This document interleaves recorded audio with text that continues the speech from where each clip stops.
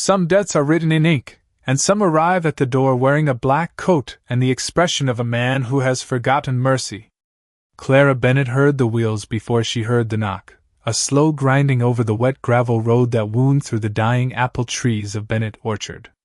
Rain had been falling since noon, thin and cold, tapping against the windows like impatient fingers. Inside the farmhouse, the parlor fire had sunk to a dull orange glow, the oil lamp trembled on the table, and from the bedroom above came her father's uneven breathing, soft as paper being folded in the dark. Clara set down the chip basin she had been carrying and stood still. No one came to Bennet Orchard after sunset unless something was wrong. A second later, 3 hard knocks struck the front door. Not hurried. Not uncertain. The kind of knock made by someone who already believed the house belonged to him. Clara wiped her hands on her apron, lifted the lamp, and crossed the narrow hall. The floorboards creaked beneath her boots. Through the wavy glass beside the door, she saw the outline of a black carriage, its lanterns burning pale gold in the rain. 2 men stood near the gate. A third stood on the porch, tall, motionless, his gloved hand resting on the silver head of a walking stick.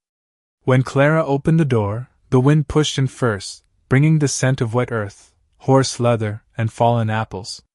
The man on the porch removed his hat with formal precision. He was perhaps 36, broad-shouldered, pale-skinned, with dark hair dampened by the rain and gray eyes that seemed to measure the house, the lamp, the worn sleeve of her dress, and finally her face without softening at any of it. "Miss Bennet," he said. His voice was deep, controlled, and colder than the evening air. "I am Callum Ashbourne." Clara's fingers tightened around the lamp handle. Everyone in Red Hollow Valley knew that name. The Iron Duke. The owner of Ashbourne Hall. The man whose family seal appeared on half the loans in the county and whose mercy, people said, had been buried years ago with whatever part of his heart he once possessed. "My father is ill," Clara said. "If this is business, you may leave it with me." His eyes flickered past her toward the dark staircase. "It is business." He reached into his coat and withdrew a folded document sealed in black wax. "The Bennet note is 90 days overdue. The sum has not been paid. By authority of the agreement signed by Thomas Bennet, this property is to be surrendered." The words entered the hall like frost. Clara looked at the paper, then at the man holding it. Behind her, the house seemed suddenly smaller. The patched curtains, the narrow table, the single lamp, the basket of mended linens, the walls that still held the faint smell of her mother's apple bread though her mother had been gone 6 years. "Surrendered?" Clara repeated quietly. "You mean taken." "I mean collected." "Collected." She gave a small, humorless breath.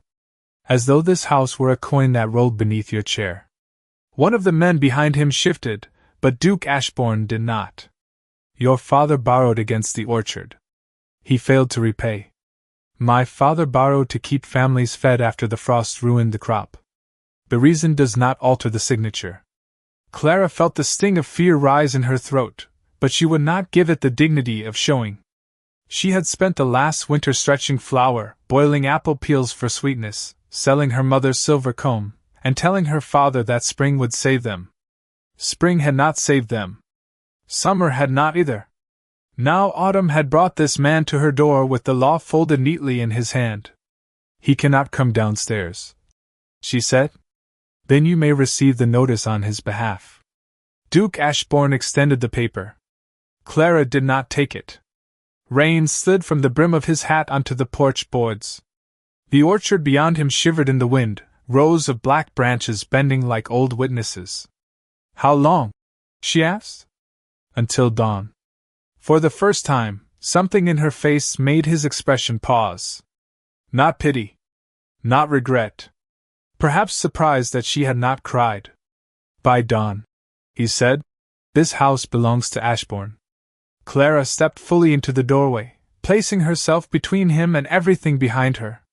The lamp flame leaned toward him, throwing gold across the sharp line of his cheek and the black wax seal in his hand. She was smaller than he was, poorer than he was, and in every worldly sense already defeated. Yet her eyes did not fall. Then by dawn, your grace, she said, you will know exactly what you are stealing. The silence that followed was so complete that even the rain seemed to hold its breath. Callum Ashbourne looked at the girl in the doorway, at the thin dress she wore against the cold, at the steady hand that refused his paper, and for one strange, unwelcome moment, the debt in his hand felt heavier than law.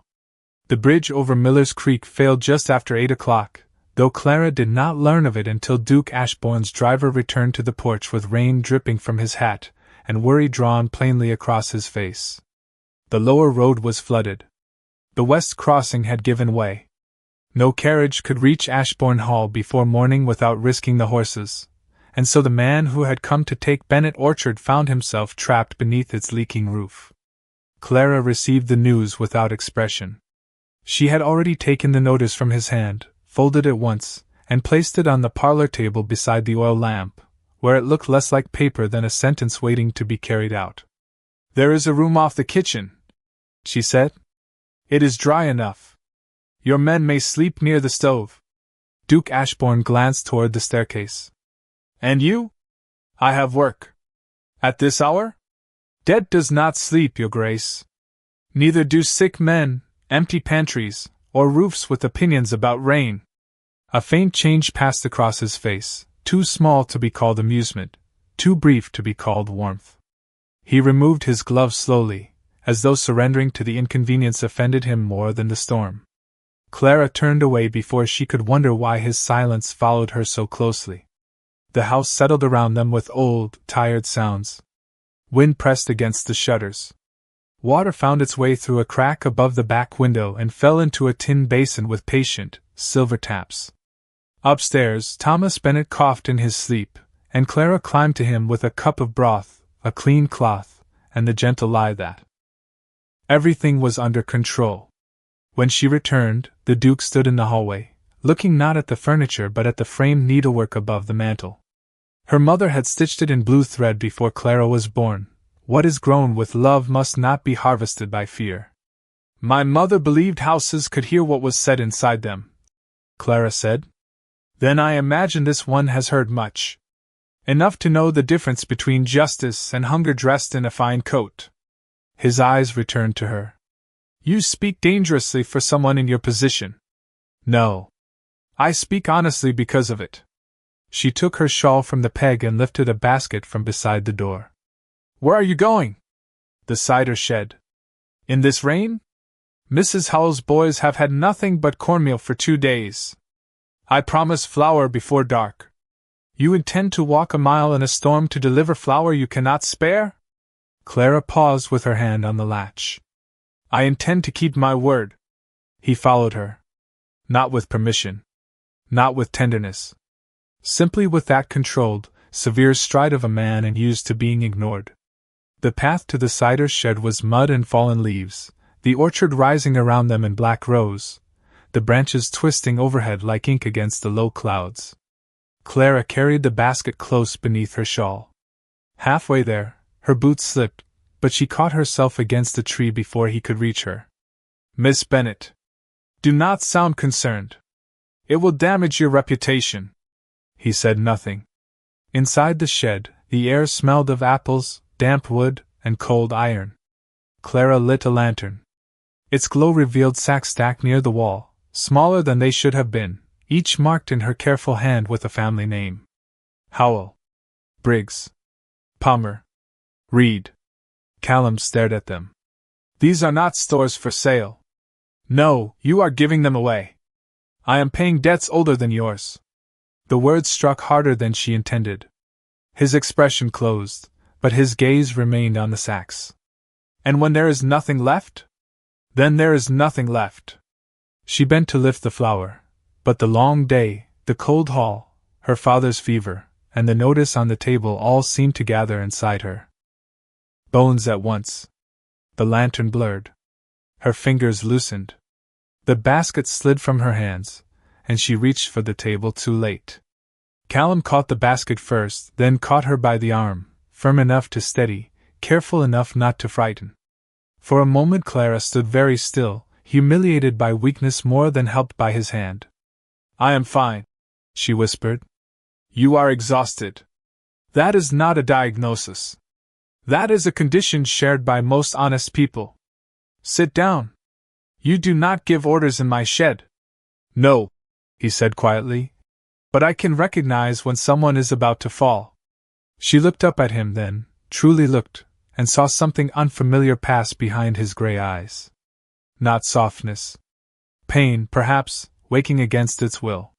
He set the basket on the table and removed his coat, placing it around her shoulders before she could refuse. It was warm from him, heavy with rain and cedar smoke. Clara wanted to hand it back. Pride demanded it. But her hands had begun to shake.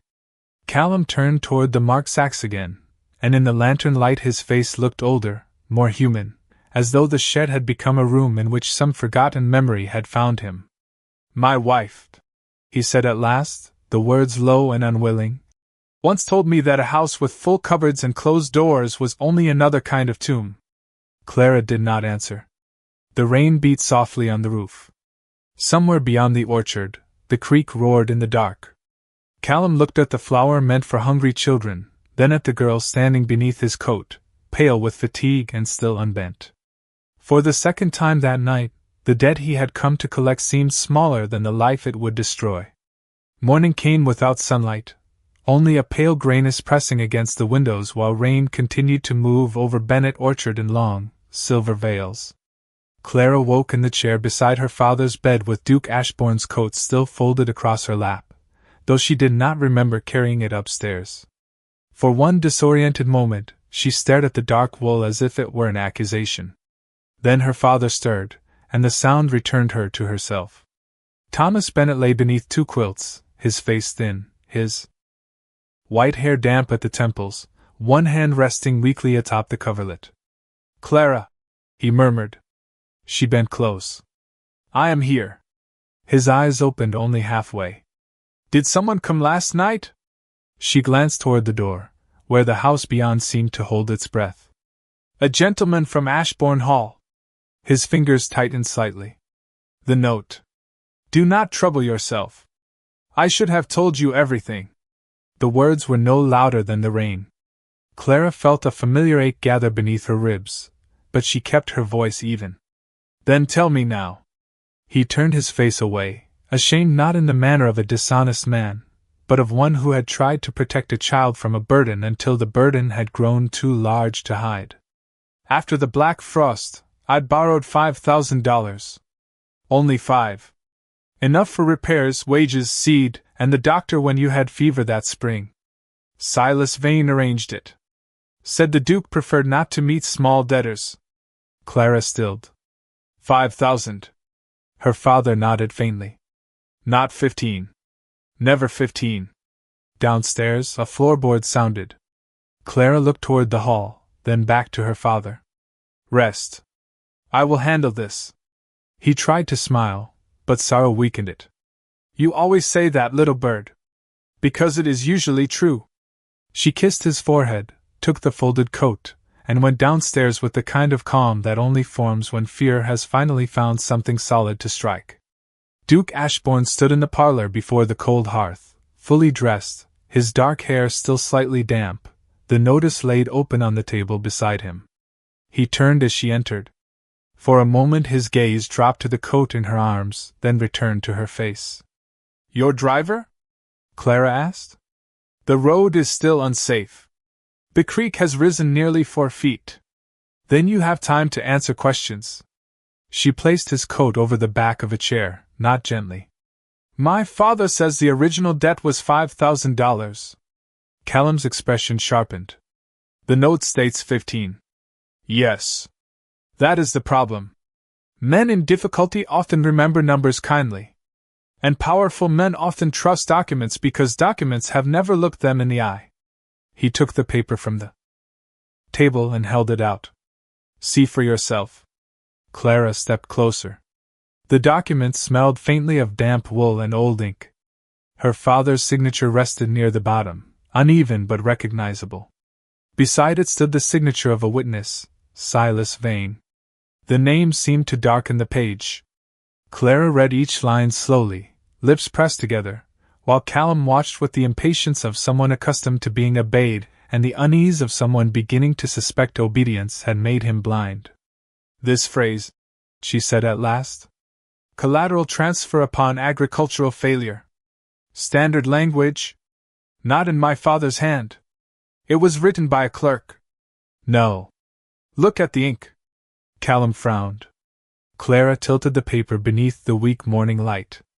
Most of the writing had faded to brown-black, but the added clause near the lower fold held a faint bluish cast, almost hidden unless the page caught the light at an angle. Clara crossed to the small writing desk where her mother once kept household accounts, and pulled open the drawer. From beneath a stack of receipts, she removed an old letter bearing the Ashbourne seal. "This came 2 years ago," she said. "A notice about interest. I kept it because the paper was too fine to throw away." She laid it beside the note. The same blue tint marked the Duke's office stamp. Callum said nothing. His face had become very still. "My father signed something," Clara continued. "I do not deny that. But someone added to it after the fact, using ink from your office. That is a serious accusation. So is taking a house by morning." His jaw tightened, but not with anger alone. He reached for both papers, comparing the signatures, the folds, the ink. Outside, the rain softened, and in that quiet the house seemed to listen. "Silas Vane handled my accounts during my absence from public business," he said. "He was trusted. Trusted men have the easiest time stealing from those who trust them." Callum looked at her then, and Clara saw the first true crack in the iron mask. Not defeat. Not yet. But doubt, clean and cold as a blade newly drawn. "If this is false," he said, "I will know. And if it is true?" He folded the paper with careful precision, though his fingers were no longer entirely steady. "Then someone has used my name to ruin yours." Clara held his gaze. "No, Your Grace. Someone has used your name because he believed you would never care enough to look." The words landed between them with a force neither of them moved to soften. Above them, Thomas Bennet coughed once in his sleep. Beyond the windows, Bennet Orchard stood drenched and waiting, its black branches lifted toward a sky that had not yet decided whether to clear. Callum Ashbourne looked down at the 2 documents in his hand, and for the first time since arriving, he was not the collector of a debt. He was a man standing before the possibility that his own silence had become another person's ruin. By noon the rain had thinned to a mist, and the broken road beyond Miller's Creek lay hidden beneath brown water and drifting leaves, as though the valley itself wished to keep Duke Ashbourne from leaving before the truth had been properly weighed. Clara stood at the kitchen table with her sleeves rolled to the elbow, sorting receipts by date, while a kettle breathed softly on the stove. Across from her, Callum examined each paper with the severe concentration of a judge, his dark coat hanging over the back of a chair, his cuffs fastened with plain silver links that looked absurdly fine against the scarred pine table. Between them lay the false note, the old Ashbourne letter, 3 years of orchard accounts, and the uncomfortable silence of 2 people who had begun the morning as enemies and now found themselves tied together by doubt. 30 days, he said at last. Clara looked up. 30 days for what? For me to review the accounts at Ashbourne Hall, question the clerks, and compare every copy of this agreement. During that time, no action will be taken against Bennet Orchard. She studied him carefully, refusing the relief that rose too quickly in her chest. That is not mercy. That is delay. It is more than you had last night. Last night you thought the paper was honest. And now I am prepared to discover whether it is not. Prepared, Clara repeated, with a small, tired smile. A careful word. It lets a man stand near justice, without promising to touch it. His eyes narrowed slightly. You have a gift for making gratitude difficult. I have had little practice. The kettle began to whistle. Clara moved to lift it from the stove, but Callum reached it first, his hand closing around the iron handle with a controlled ease that made the small room feel smaller. He poured hot water into the chip teapot, then seemed to realize what he had done. Service did not sit naturally on him. Neither did apology. Clara watched him struggle with both and said nothing. Outside, wheels splashed through the road. A neighbor's wagon passed slowly beyond the window, and the woman seated beside the driver turned her head toward the house with sharp, hungry curiosity. By supper, Clara knew, half of Red Hollow Valley would have decided what it meant that the Iron Duke had spent the night beneath her roof. By Sunday, the story would have grown teeth. Callum noticed the look. Does their opinion matter? To a man with your name, no. To a woman with mine, always. He set the kettle down. No impropriety occurred. Truth is often the last guest invited to gossip. For once, he had no answer. That afternoon, when the water dropped enough for one rider to cross the ridge path, Callum sent a message to Ashbourne Hall requesting copies of the ledgers and ordering his men to remain discreet. Discretion, however, was a luxury the poor were rarely granted. By the time Clara walked to Howell's farm with the promised flour, 2 women at the lane fell silent as she passed. At the general store, Mr. Briggs avoided her eyes. Near the church fence, a young man who owed her father 3 months of wages muttered that some girls found unusual ways to keep a roof over their heads. Clara did not stop. She did not raise her voice. She held the empty basket against her side and continued walking with her chin lifted, though each whisper settled like cold rain beneath her collar. When she returned, Callum was standing near the orchard gate, speaking with his driver. He saw her face before she could smooth it into calm.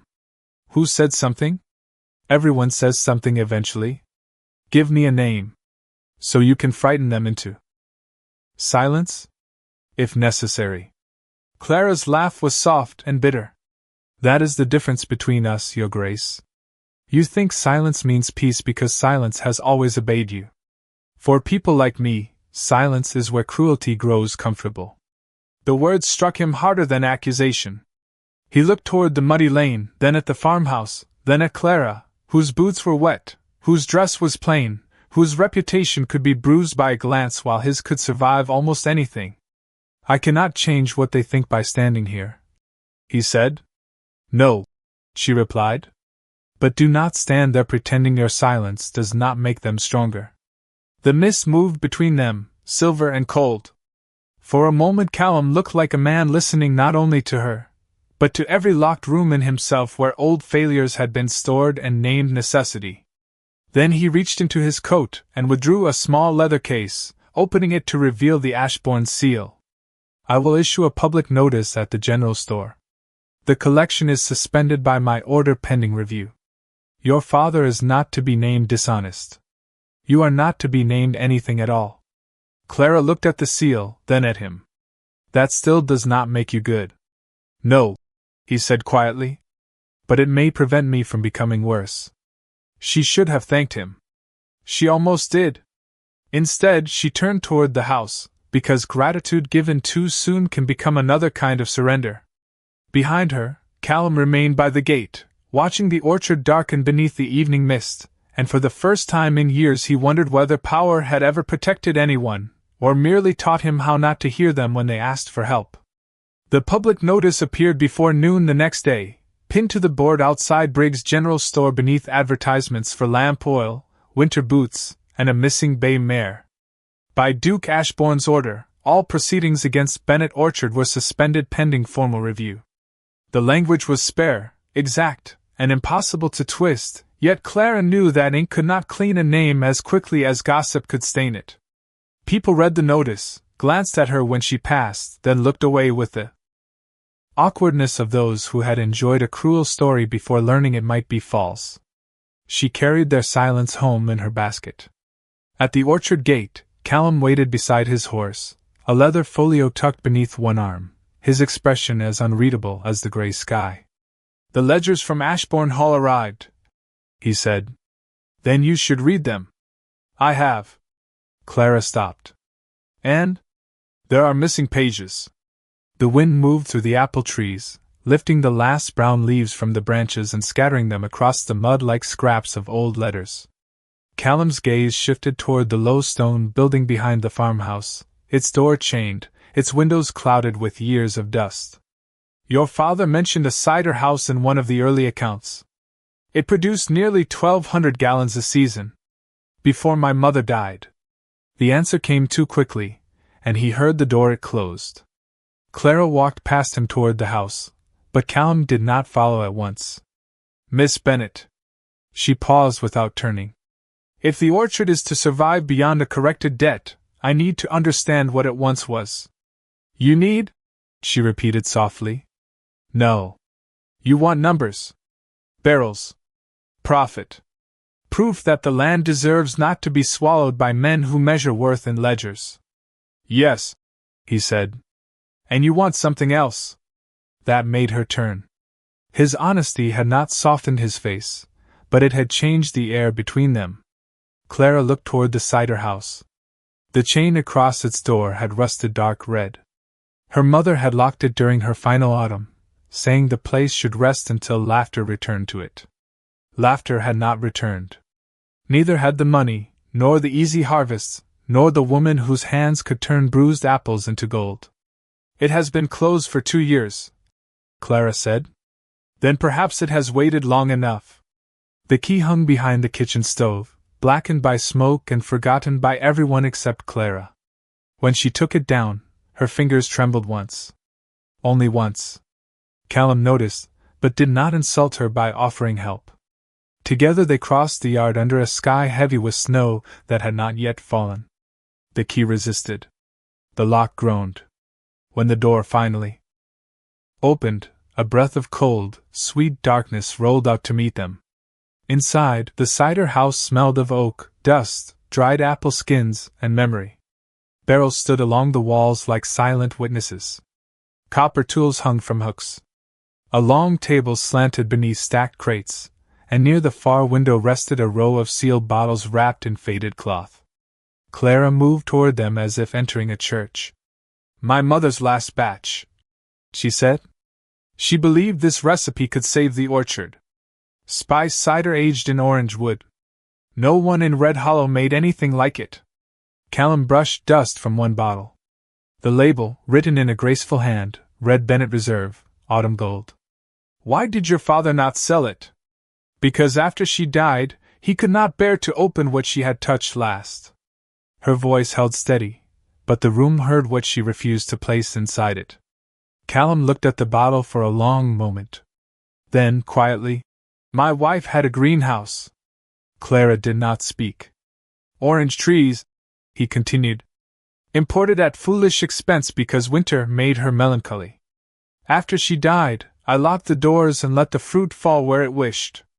The confession settled into the dust between them, not dramatic, not polished, merely true. Clara turned the old bottle in her hands. Then we have both been guarding rooms that became graves. Callum's eyes lifted to hers. Something passed between them, not romance, not yet, but recognition with a lantern in its hand. She opened her mother's ledger and found the recipe folded inside, the ink faded but legible.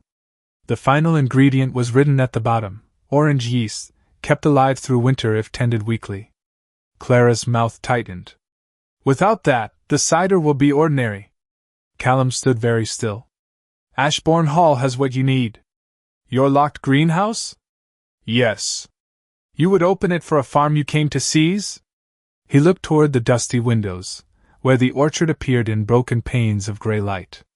I would open it because dead rooms do not honor the dead. By dusk, a groom from Ashbourne Hall arrived with a small wooden box packed in straw. Inside was a glass jar of living starter, fragrant with citrus and warmth. Preserved by some old servant who had obeyed memory better than his master had. Clara held it carefully, unable for once to hide the emotion in her face. Callum stepped back before gratitude could become too intimate. Do not misunderstand, he said, his voice returning to its colder shape. This is an investment. Clara looked at the jar, then at the man who had crossed the locked threshold for her without asking to be forgiven. Of course, Your Grace, she said. And I suppose kindness is merely interest paid in advance. He almost answered. He did not. Outside, the first snow of the season began to fall over Bennet Orchard, soft as flour through a sieve, and inside the old cider house, something that had been sleeping for years began, quietly, to breathe. The snow did not last through morning, but it left Bennet Orchard changed, every branch silvered, every barrel roof whitened, every rut in the lane softened as if the valley had briefly forgiven itself. Clara rose before sunrise to feed the stove in the cider house, where the orange starter now rested beside her mother's ledger beneath a folded linen cloth. The room that had once felt sealed around grief now held a fragile warmth. It smelled of yeast, apple skins, old oak, and the kind of hope that made a person afraid to name it. For 3 days she worked there, measuring, stirring, recording each change in a neat hand while Duke Ashbourne came and went with ledgers from his hall and questions he no longer framed like accusations. He never stayed too long. He never stood too close. Yet his presence altered the air, as undeniable as the dark coat he left hanging near the door when he helped lift the heavier barrels, as careful as the silence that fell whenever their hands reached for the same tool and both withdrew at once. By the 4th afternoon, Clara found a folded note tucked beneath the cider house latch. No seal. No signature. Only one sentence, written in a slanted hand she did not know: "Stop asking about the debt, or your father will answer for it in court." The cold that moved through her then had nothing to do with weather. She read the note twice, then folded it, and placed it inside her apron pocket before her hands could begin to shake. Her father was stronger that morning, sitting propped against pillows with a blanket over his knees, asking whether the first cider had begun to breathe. She smiled for him. She lied for him.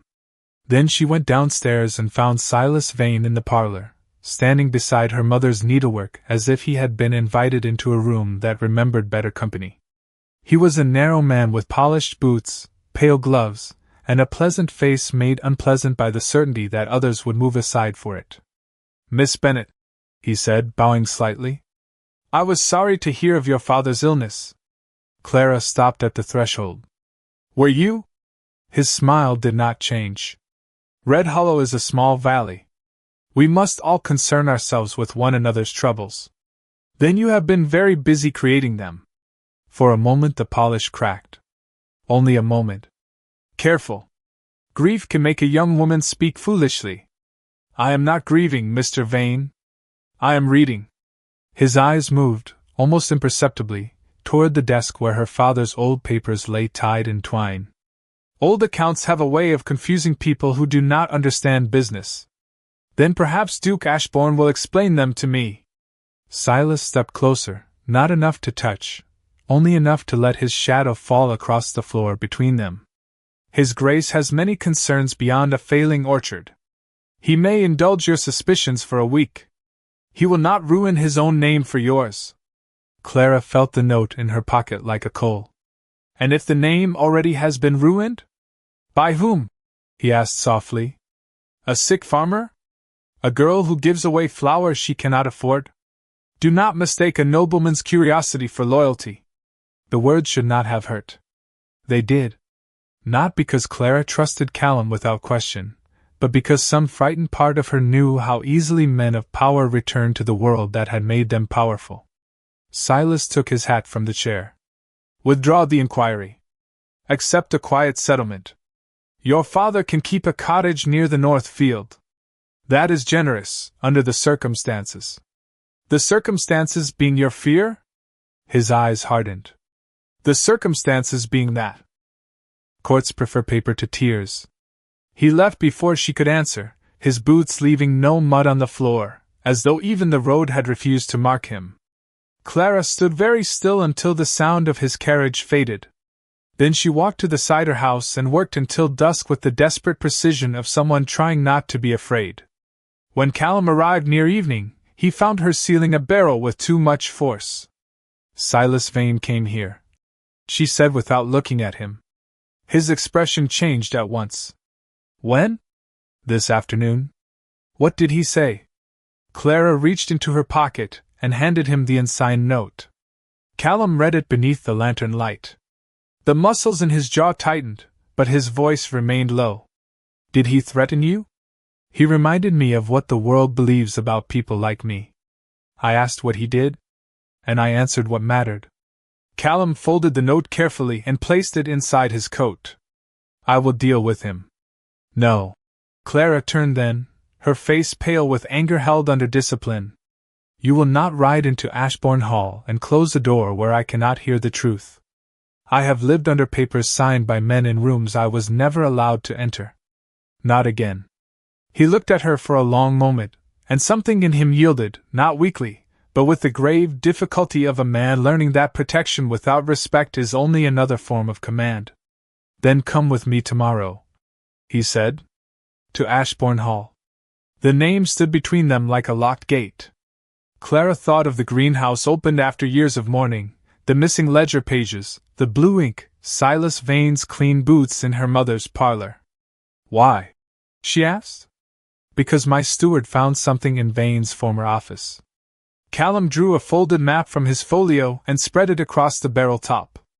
Bennet Orchard lay marked in red at the center of a proposed rail transfer line, the route cutting directly through her cider house, her father's bedroom, her mother's trees, and every family that depended on them. Clara stared at the ink until the lines seemed to move. The debt had never been about repayment. It had been about land. Callum's voice came quietly beside her. He did not want your money, Miss Bennet. He wanted your home to disappear before anyone knew why. Outside, the orchard darkened beneath a moonless sky, and inside the cider house, Clara placed one steady hand over the red mark that covered her world. Then tomorrow, she said, we make certain he sees exactly what refuses to vanish. The next morning carried a hard blue cold over Red Hollow Valley, the kind that made wagon wheels sound sharper on frozen dirt and turned every breath into a brief white ghost. Clara rode beside Duke Ashbourne in his black carriage with the map folded between them and her mother's cider wrapped carefully in a crate at her feet. She had expected Ashbourne Hall to feel distant, but it rose only 6 miles beyond Bennet Orchard, high on its ridge of dark pines, watching the valley as if it had always known more than it confessed. Its grey stone walls caught the morning light without warmth. Tall windows reflected the sky. At the rear of the estate, beneath glass panes still silvered from the night frost, the reopened orange greenhouse shone faintly, a small, living contradiction to the severe house beside it. Callum said little during the ride. Clara preferred it that way. Words had become too expensive between them, each one carrying more than either could safely spend. Inside Ashbourne Hall, servants lowered their eyes as she passed, not rudely, but with the startled restraint reserved for a woman brought into a place where she did not belong, and yet walked as if she refused to know it. In Silas Vane's former office, the missing ledgers waited on a broad desk beneath a green-shaded lamp. The room smelled of dust, sealing wax, and locked intentions. Callum opened the drawer his steward had forced the night before and withdrew 3 items, a torn ledger page, a second copy of the Bennet note, and a letter addressed to a railroad syndicate in Albany. Clara stood very still while he laid them out. The transfer line, she said. Through the orchard. Through half the valley. Callum answered. Bennet Orchard was the first parcel. Once your father was declared fraudulent, and the land seized, the others would follow. Clara touched the torn page with 2 fingers. Her father's original debt was listed there clearly, $5,000. The later balance, $15,000, had been written in the same blue ink as the false clause. For a moment the room blurred, not with tears, but with the fierce relief of seeing truth take a shape no one could politely dismiss. There is the harvest market today, Callum said. Vane will be there. Clara looked up. Then so will I. His expression tightened. He may try to shame you publicly. He has already tried privately. Publicly only means more witnesses. By afternoon, the town square of Red Hollow had filled with wagons, cider barrels, pumpkins, quilts, baked pies, and the bright, brittle cheer of people determined to celebrate before winter made celebration difficult. Clara set her crate on a small table near the old maple tree, where her mother had once sold Bennet cider every October. She arranged the bottles of the new batch with steady hands. The liquid glowed amber in the weak sunlight, carrying the faint scent of apples and orange peel. People approached slowly at first. Mrs. Howell bought 2 bottles and squeezed Clara's hand without a word. Mr. Briggs cleared his throat 3 times before admitting the notice at the store had made him think. Then Silas Vane appeared at the edge of the crowd, dressed in a dark suit far too polished for a country market, smiling as though he had arrived to bless an event beneath him. "Miss Bennet," he called, his voice carrying easily. Conversations thinned. Heads turned. Clara felt the old silence gather, hungry and familiar. "How industrious," Silas continued, stopping before her table. "Selling cider while your father's debts remain unpaid. One might call that courage. Another might call it deception." The square went quiet. Clara kept her hands on the table. "One might call it work." A few eyes flickered toward her, then away. Silas lifted a bottle, examined the label, and set it down with delicate disdain. "Before this valley purchases from the Bennet name, perhaps it deserves to know that Thomas Bennet signed away this orchard and then attempted to deny the debt. I possess copies." He drew a paper from his coat. The crowd leaned inward. Clara's face warmed, but her voice remained even. "Then read it." Silas paused, pleased. "Very well." He unfolded the paper and began reciting the inflated terms, the false clause, the $15,000 that had hung over her house like a funeral bell. Murmurs spread through the crowd. Clara stood alone behind her bottles, the daughter of a sick man, the keeper of a failing orchard, small beneath the weight of public judgment. Then Callum Ashbourne stepped onto the wooden platform beside the auction stand. He did not raise his voice. He did not need to. "Continue, Mr. Vane." Silas turned, and for the first time that day his smile faltered. Callum descended slowly, the original ledger in one hand and the railroad letter in the other. "Read the final clause again," he said. "The one concerning agricultural failure." "Your Grace, this is hardly the place." "It is precisely the place. You chose the audience. Now respect it." The crowd shifted. Clara saw fear enter Silas's eyes, small but unmistakable. Callum held up the torn page. "The original Bennet debt was $5,000. This ledger is from my office. The alteration was made later, in blue Ashbourne ink, under your custody." Silas's mouth tightened. "A clerical error. Then the railroad proposal was also an error?" Callum unfolded the map. Gasps moved through the square as the red line crossed farms, homes, and the heart of Bennet Orchard. "You did not collect for me," Callum said, each word measured and cold. "You forged for yourself." Silas looked toward the crowd, searching for the easy contempt that had protected him. He found only faces turning hard with recognition. Clara lifted one bottle of cider and placed it at the front of the table, her hand steady now. "My father owed money," she said. "He did not owe his honor." The words carried farther than she expected. They reached the general store, the church steps, the wagons at the road, and perhaps even the ridge where Ashbourne Hall watched in silence. Callum looked at her across the market, and in his eyes Clara saw not rescue, not possession, but something rarer from a powerful man, the willingness to stand corrected before everyone. The crowd began to move toward her table, not out of pity, but in quiet restitution, one bottle at a time. Silas Vane did not leave the square in disgrace all at once. Men like him rarely understood the first shape of their own ruin.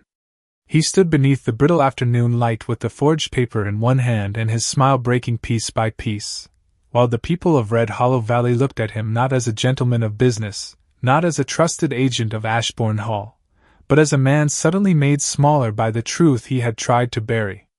Callum Ashbourne gave the ledger to the town clerk, then placed the railroad letter beside it with the calm precision of someone laying evidence upon a grave. "These documents will be sent to the county court," he said.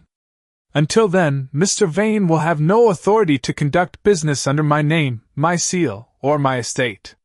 Silas's face had gone pale with anger, but the crowd had shifted around him, not threatening, not loud, simply no longer clearing a path for his importance. That was punishment enough for the moment. Clara watched from behind her table as Mrs. Howell took another bottle of cider, as Mr. Briggs paid twice the marked price and muttered that Thomas Bennet had always been an honest man, as the same neighbors who had whispered now searched for gentle words and found themselves clumsy with them.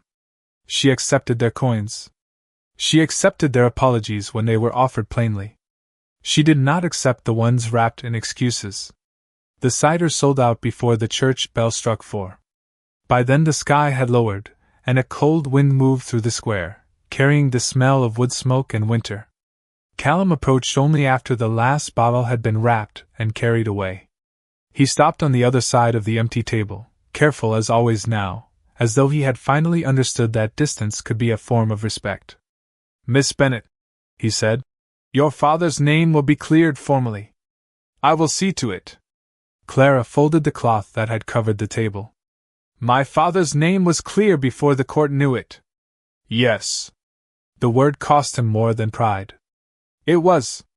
She looked at him then, and he did not look away. The market noise softened around them. Children chased one another near the pumpkin wagons.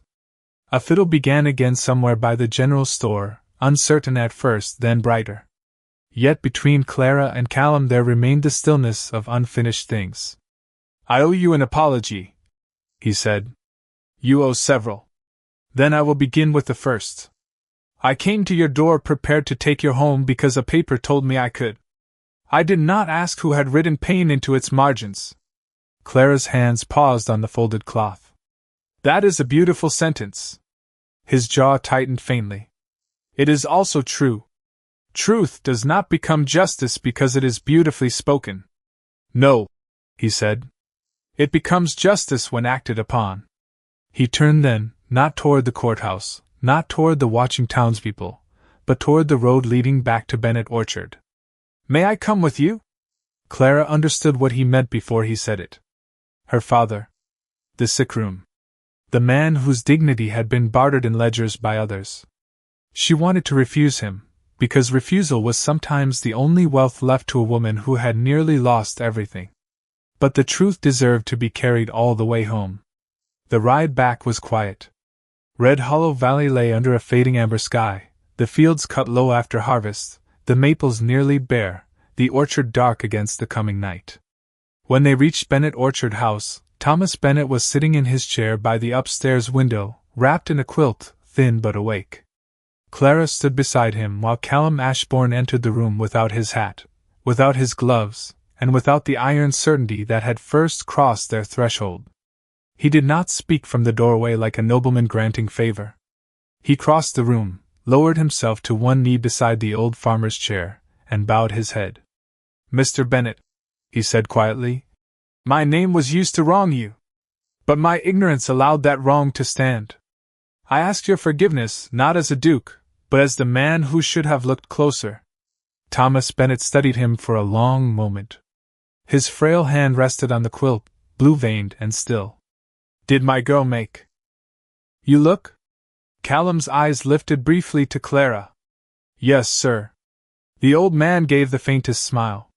"She has been doing that since she learned to stand." Clara turned toward the window so either of them would see what moved across her face. Downstairs, the orchard creaked softly in the wind, and beyond it the cider house waited with its warm barrels and orange-scented yeast.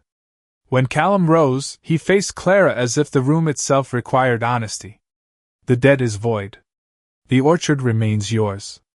I will repair any damage done by Vane's fraud and protect the valley from the rail transfer." "Good," Clara said. The single word was steady, but not soft. He seemed to hear what was missing from it. Gratitude, perhaps. Welcome. Forgiveness. "Is that all you wished to say?" he asked.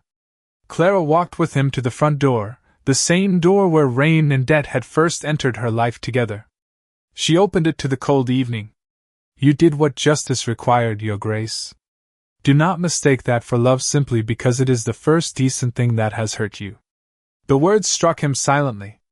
For a moment he looked as he had that first night, tall and dark against the porch, except now the paper was gone from his hand and the certainty was gone from his face. "No," he said at last. "I will not." Clara stepped back inside. Before closing the door, she looked at him once more, not cruelly, not kindly, but with the dignity of a woman who knew the difference between being rescued and being respected. Then the door shut, and Callum Ashbourne remained on the porch beneath the first hard stars of winter, understanding that a forgiven debt could return land, but only a changed heart could ever hope to be invited across the threshold again. Winter settled over Red Hollow Valley with quiet authority, covering the fields in white and drawing smoke from every chimney before supper. Bennet Orchard did not sleep as it had in other winters. The cider house glowed each evening with lamplight. Barrels lined the walls in orderly rows. Clara's mother's recipe, once folded away like a relic of sorrow, became the talk of 3 counties by Christmas, and wagons came carefully over the frozen roads to carry Bennet reserved to inns, markets, and family tables from Burlington to Albany. Thomas Bennet grew stronger by the stove, not strong enough for the ladders or the pruning hooks, but strong enough to sit with a blanket over his knees and tell Clara when she was letting the cider rest too long or trusting young Ben Howell too close to the good barrels. The rail transfer line was withdrawn before the new year. Silas Vane's papers went to court, and his name, once spoken with polished confidence, became a caution muttered over ledgers and locked drawers. Duke Callum Ashbourne did exactly what he had promised. He sent legal protection for the Valley farms, paid the wages withheld by false accounts, repaired the bridge over Miller's Creek, and dismissed every clerk who had preferred obedience to conscience. Yet he did not come to Bennet Orchard. Not for praise. Not for gratitude. Not even when the first snowstorm of January closed the ridge road and lit every window of Ashbourne Hall like distant candles above the valley. Clara noticed his absence more than she wished to. She found it in the second cup she almost poured beside the cider-house stove. She heard it in the pause after a carriage passed without turning at the gate. She felt it most in the greenhouse starter, which grew stronger each week in its glass jar, alive because a locked room had finally been opened. Then, near the end of February, on an evening washed blue by moonlight and fresh snow, 3 knocks sounded at the front door. They were not hard this time. Not certain. Not the knocks of a man who believed the world would open because his hand had touched it. Clara stood in the hall with a lamp in one hand, listening as her father called softly from the parlor. "Well, little bird, are you going to let winter in?" She opened the door. Callum Ashbourne stood on the porch in a dark coat dusted with snow, his hat in his hand, his grey eyes quieter than she remembered and more honest for it. No servants waited behind him. No carriage blocked the road. He carried only a small brass key tied with a strip of green ribbon. For a moment neither of them spoke. The orchard stretched behind him in pale rows. No longer dead, only waiting for spring. "Miss Bennet," he said. "Your Grace." A faint sadness touched his mouth at the title, but he accepted it. "I have come with no notice, no claim, and no paper that requires your signature. That is a considerable improvement." "I hope so." He held out the key, but did not step closer. "This opens the orange greenhouse at Ashbourne Hall. I would like you to have use of it as long as you wish. There is room enough for your grafts, your starter, and any experiment your mother's ledger inspires." Clara looked at the key, bright against his gloved palm. "An investment?" His eyes met hers. "No. An invitation." The word entered the cold between them and remained there, trembling slightly, alive. "To what?" she asked. "To plant what is yours in a place I once allowed grief to close. To teach me, if you can bear the trouble, how a house becomes useful again. And to tell me when I mistake repair for redemption." Clara studied him carefully. He did not look like a man asking to be rewarded. He looked like a man who had walked a long road away from pride and was afraid one wrong step might lead him back. "I cannot be purchased with land, keys, or apologies," she said. "I know. And I will not become another room in your house for you to unlock when loneliness grows inconvenient." Pain moved through his face, but he did not defend himself. "I know that too." The lamp flame flickered between them. Inside, Thomas Bennet pretended not to listen and failed completely. Clara lowered her gaze to the key. It was warm where his hand had held it, small and solid, not a demand but a beginning. At last she took it. Callum's breath changed, barely, like a man stepping out from under a weight he had carried so long he had forgotten its name. You may come in for cider, Clara said. Only cider? For tonight. His eyes softened, not with triumph, but with gratitude disciplined into silence. Tonight is more than I deserve. Most good things are, she said, opening the door wider. He crossed the threshold slowly, as though every board beneath his feet had to grant permission. The house received him differently this time. The hall was warm. The parlor fire burned bright. The smell of apple, orange, and cinnamon drifted from the kitchen, and from upstairs came the small sounds of a home no longer bracing for loss.